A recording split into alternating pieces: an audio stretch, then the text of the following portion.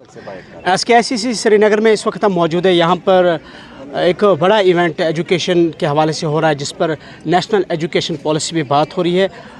इस वक्त चंडीगढ़ यूनिवर्सिटी के वाइस चांसलर हमारे साथ है। थैंक यू सर आपके प्रीशियस टाइम का। ये जो आज इवेंट हुआ है, कैसा कुछ एक्सपीरियंस रहा और क्या कुछ इसमें मिला है? It's really a very great experience because we could find here more than 300 schools principals and about 800 students from the across Jammu and Kashmir. They reached here today. और आज सुबह ऐसा इतना अच्छा नज़ारा था, बच्चे इतने अच्छे से यहाँ पर पहुँचे हैं। और सबसे बड़ी बात, सबकी एक ही जानने की रुचि थी कि नेशनल एजुकेशन पॉलिसी से उनको क्या प्राप्त होने वाला है, हम नेशनल एजुकेशन पॉलिसी से क्या ले पाएंगे।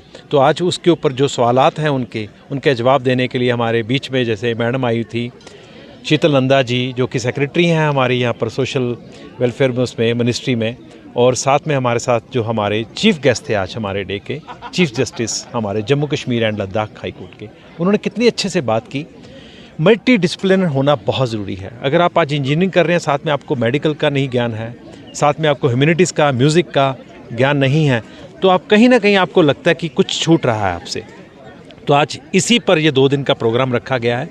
What are the different skills we can have it and how we can reach out to our goal. ज़रूरी नहीं कि मैं इंजीनियरिंग करते हुए मुझे कहीं इंजीनियर ही बनना है, मैं अच्छा क्रिकेटर भी बन सकता हूँ, अच्छा पॉलिटिशियन भी बन सकता हूँ, मैं अच्छा ड्रामा में भी पार्टिसिपेट कर सकता हूँ। वो मेरी एजुकेशन है, यानी कि पैशन टू प्रोफेशन का कॉन्सेप्ट। हमने चंडीगढ़ यूनिवर्सिटी में, अभी मेरे पास 50,000 से अधिक बच्चे हैं वहाँ पे, 2,500 से फैकल्टी है।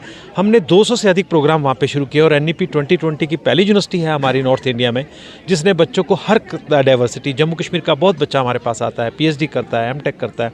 तो हम उनको बोलते हैं कि आपको आगे देश को कैसे बढ़ाना है, आप उसके ऊपर सोचते हो। आप पैरामेडिकल में काम कीजिए, आप इंजीनियरिंग में, आप मेडिकल साइंस में जाएं, आप डांस में जाएं, मीडिया में जाएं, लेकिन आपको सबसे बड़ी बात है देश को आप क्या दे सकते हैं, वो बहुत इंपॉर्टेंट है। और वही आज यहाँ पर ये चर्चा कर रहे हैं। आज मैं इनोवेशन के ऊपर अपनी टॉक देने वाला हूँ आधे घंटे की। बताना चाहूँगा कि इनोवेशन जो होती है, जिसको हम जुगाड़ टेक्नोलॉजी बोल देते हैं इंडिया में, वो जुगाड़ को लैब पे कैसे लेके जाना है। बच्चों को पता होना चाहिए स्टार्टअप्स कैसे बनते हैं, पेटेंट्स कैसे होते हैं, कल वो अपनी कंपनी कैसे बना सकते हैं। ये सारी चर्चाएं हमारी अलग अलग। सुबह आज पर्सन्स विद डिसेबिलिटी के ऊपर बात हो रही थी, विद स्पेशल नीड्स। हम बच्चों को हम क्या करते हैं, अच्छा तुम ठीक हो खेल कूद में, तुम आ जाना, वो फेवरेट स्टूडेंट बन जाता है। जो बच्चा थोड़ा धीरे से चल के आ रहा है, उसके कहीं पाँव में कुछ दिक्कत है, जो उसके हाथ में कोई दिक्कत है, नहीं तुम रहने दो, तुमसे नहीं होगा, ये नहीं होना चाहिए।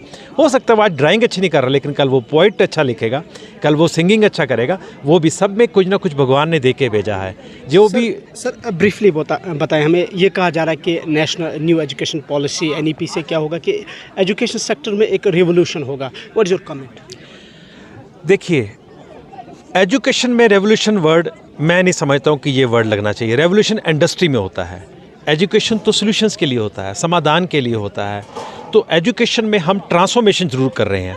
देखिए, चौक एंड डस्टर से हम डिजिटल टीचर की तरफ जा रहे हैं। आज हमारे देश के कितने बच्चे स्क्रीन पे पढ़ रहे हैं, ऑनलाइन एजुकेशन सिस्टम आ चुका है, देश विदेश की यूनिवर्सिटीज़ में पढ़ने का उनको अवसर प्राप्त हो रहा है। पहले बच्चे को यहाँ से जम्मू से, कश्मीर से बेंगलोर तक पढ़ने जाना पड़ता था, इधर कोई यूनिवर्सिटी नहीं होती थी। आज वही वाली यूनिवर्सिटी उनके घर तक आ गई है, वो टीचर उनके कमरे में आके पढ़ा रहा है। क्यों? स्क्रीन आ गई है। ये ट्रांसफॉर्मेशन है। रेवोल्यूशन क्या होता है कि उसमें क्या होता है कि हमने पुरानी चीज़ को पीछे कर दिया और आगे चीज़ नहीं। आज भी हम उसी गुरुकुल की मर्यादा को आगे बढ़ के लेके चल रहे हैं। जो गुरु शिष्य का कॉन्सेप्ट था वो वापस आ रहा है। अब वो ई गुरु शिक्षा का, क्योंकि पहले मेंटर वर्ड भूल गए थे हम। मेंटर क्या होता है, हम टीचर बोल दिए। टीचर के हाथ में क्या रहेगा? स्टिक रहेगा, तुम काम करो नहीं तो मैं तुम्हें चोट पहुंचाऊंगा, मैं तुम्हें मुर्गा बनाऊंगा। नहीं है, अब ऐसा नहीं है। अब आउटकम बेस्ड एजुकेशन सिस्टम पे आ रहा है। तो नई एजुकेशन की जो नीति बन के आई है अभी, उसमें क्लियर कट ये बताने की कोशिश की है, सबका सपना पूरा करने के लिए सबसे पहले ये देखो कि उसके अंदर प्रतिभा कौन सी छिपी हुई है, उसका टैलेंट कौन सा है, उसको उसी से निखारो। पहले एक होता था कॉलेज सिर्फ इंजीनियरिंग करवाता था, अब हमने बोला नहीं, तुम BA भी करवा सकते हो, तुम BSc भी करवा सकते हो, तुम BCom भी करवा सकते हो। तुम्हें हर प्रकार का बच्चा, ये नहीं BCom करने के लिए मैं यहाँ जा रहा हूँ, BTech करने के लिए मुझे दिल्ली जाना पड़ेगा, वो नहीं होना चाहिए। ये मल्टी अप्रोच जो कॉन्सेप्ट है, ये न्यू एजुकेशन पॉलिसी। अगली बात बताऊँ, मैंने 10वीं तक एक दोस्त के साथ पढ़ाई की, मेरा वो अच्छा मित्र बन गया। मैंने +1 में देखा कि वो नॉन मेडिकल ले रहा है, मैंने भी नॉन मेडिकल ले लिया। जब मैं नॉन मेडिकल पढ़ने लगा तो मुझे पता चला मैथ्स तो मुझे करना ही नहीं था, मैं तो बायोलॉजी अच्छा पसंद करता हूँ। तो अब उसको पता चला कि अब अगर मैं पीछे छट जाऊँगा तो 1 साल इसका जूनियर हो जाऊँगा, सारी ज़िंदगी इसका छोटा जूनियर। अब हमने multiple entry multiple exit concept दिया है। बच्चा अपने क्रेडिट्स जो भी उसने अर्न किया है +1 में, वो +2 जाके आर्ट्स में ज्वाइन करेगा, कहीं भी ज्वाइन करेगा, वो 32 क्रेडिट्स उसके सुरक्षित रहेंगे। तो उसमें हमारे पास एकेडमिक बैंक ऑफ क्रेडिट आ गया, आपके डिजी लॉकर में आपके मार्क्स आ गए हैं, आपको ट्रांसक्रिप्ट्स नहीं लेनी पड़ेगी, आपको माइग्रेशन सर्टिफिकेट नहीं लेना पड़ेगा। जम्मू यूनिवर्सिटी से बच्चा एडमिशन लेने जा रहा है जेएनयू में, वो जेएनयू एडमिशन लेगा, 1 साल यहाँ करके दूसरा साल वहाँ कर सकता है, तीसरा साल वो दिल्ली यूनिवर्सिटी में भी जाके कर सकता है। ये सारे प्रावधान जो हैं वो हमारी राष्ट्रीय नीति में आए हैं। Thank you very much, thank you sir for your valuable time. ये थे हमारे साथ vice chancellor Chandigarh university Aqib Khan के साथ। श्रीनगर से इमरान नाइक।